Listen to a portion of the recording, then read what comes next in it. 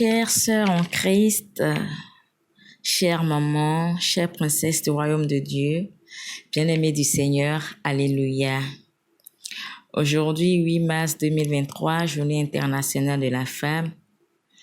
À l'instar du monde, je nous la souhaite belle et pleine de bonheur. J'ai une pensée particulière pour toutes les femmes brisées d'une manière ou d'une autre, toutes les femmes qui souffrent dans le silence et qui se trouvent au milieu de nous. Bien-aimée du Seigneur, ce matin, j'ai assisté à une scène qui m'a touchée et j'aimerais partager cette scène avec vous.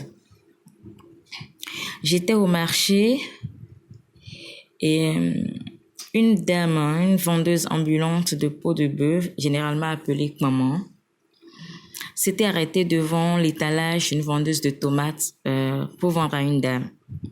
Quand elle a fini et a repris sa marchandise, au lieu de dire « Maman non wa », elle a dit « Timanti non wa ». Et moi, comme pour la taquiner, je dis « Était ça à l'état, Timanti wa avec maman ». Elle a dit « Tu redonnes mon vie, l'incon dien ouais ». Et j'ai dit « Moi aussi, je veux acheter ». Et donc, quand elle a enlevé sa marchandise qu'elle a mis au sol, nous avons discuté des prix et elle a emballé ce que j'ai acheté. Et quand elle m'a remis ça, je lui ai tendu un billet de 5 000. Elle n'avait pas la monnaie. Et c'était une zone où j'avais l'habitude d'acheter, donc les dames là me connaissaient assez. Et donc, comme je n'avais pas la monnaie, j'ai dit, mais qui peut bien m'aider? Je veux remettre de l'argent à cette dame. Donc, une volontaire vendeuse d'ail et d'oignons m'a demandé combien faisait le total. Il lui a remis l'argent. Donc, elle a pris les sous. Elle attendait toujours. Et après, elle m'a dit, quoi? Je dis encore, quel quoi? Il y a quelqu'un à côté maintenant il y a une dame qui vient de te remettre l'argent, non? Elle a dit, qu'elle ne savait pas. Je dis, mais la dame qui vient te payer là, est-ce qu'elle a acheté chez toi? Elle dit non. Mais elle te remet l'argent et tu te dis que tu ne sais pas que c'est pour moi. Finalement, tu veux quoi? Elle fait, non, oui, tu rodo. Et là, j'ai dit, mais c'est quoi le souci qui t'emballe autant et qui t'embrouille autant? Mais avec cette attitude, tu ne peux pas vendre. Tu risques de faire faillite ou tu risques de mal passer ta journée. C'est quoi le souci? Qu'est-ce qui te met dans cet état? Parce que tout à l'heure, tu as du maman sur la tête, mais tu dis Timantinois. Et là, tu prends de l'argent. Quelques minutes après, tu oublies, tu me redemandes encore l'argent. Mais avant que je ne finisse de dire, mais quel est le souci? Elle avait déjà les yeux pleins de larmes. Alors, moi, j'ai les larmes faciles. Dès que j'ai vu ça, automatiquement, j'ai dit, ne me fais pas pleurer, madame. Je ne connais pas ton souci. Mais je te prie, décharge-les sur le Christ. Parce qu'il est la solution à tous les problèmes. Tu ne peux pas venir au marché avec autant de soucis. Pose tes regards sur ton Créateur, celui qui t'a envoyé. Tu n'es pas un hasard sur la terre, tu n'es pas un ajout de plus sur la terre. Tu es venu pour manifester quelque chose et tu n'es pas venu pour manifester les soucis, les problèmes, les difficultés, au point même de les étaler au marché. Et quand j'ai commencé à parler comme ça, les larmes se sont redoublées. Et moi, je ne pouvais plus tenir. Alors, je lui ai dit, « Madame, est-ce que vous allez à l'église? Ne permettez pas à quelqu'un de venir vous chercher pour dire, voilà, je vais vous trouver une solution et tout. » Et pour la plupart d'entre nous, les problèmes que nous avons de plus, c'est souvent dans nos foyers. Alors, je lui ai dit, « Aie courage, aie courage, parce que ton Dieu, tu es la dernière création de Dieu, la création la plus parfaite, la créature la plus parfaite. Donc, est-ce que tu penses que Dieu ne t'aime pas aussi? » J'ai commencé à essayer de la moraliser, de lui apporter du courage. Et quand j'ai fini tel que je peux, je lui ai souhaité bon courage et je lui ai dit, le Seigneur s'occupe du reste. Et je suis partie. Mais moi aussi, je suis partie très touchée par ce que je venais de voir. Le moment souffre et les femmes souffrent. Parfois, une femme, tu vois son étalage, tout ce qui est sur sa tête ne fait pas 5 000. Derrière elle, un enfant au dos, sous le chaud soleil. Et c'est pas évident, c'est ce qu'elle doit finir de faire pour revenir à la maison, pour que ses enfants puissent manger, peut-être parce que le mari n'est plus. Et elle vient au milieu de la congrégation, elle vient peut-être le dimanche, on lui parle de cotisation, on lui parle de ci, on lui parle de ça, elle ne sait comment faire, elle est au milieu des gens, elle fait semblant, tout va bien. Cette femme, cette vendeuse de pommes, quand je parlais avec elle, j'ai compris qu'elle était chrétienne céleste. Ça veut dire qu'au milieu de nous, de toutes ces rires, de toutes ces danses les dimanches, il y en a qui souffrent dans l'âme. Il y a des veuves avec des enfants qui ne savent pas comment s'en sortir. Il y a des problèmes, des réalités sociales au milieu de nous.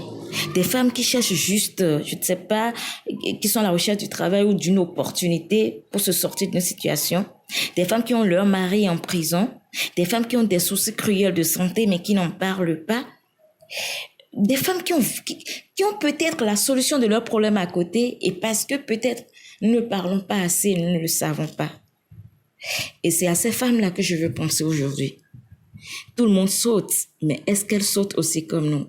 On se souhaite les vœux, bonne fête de la femme, mais c'est qui la femme?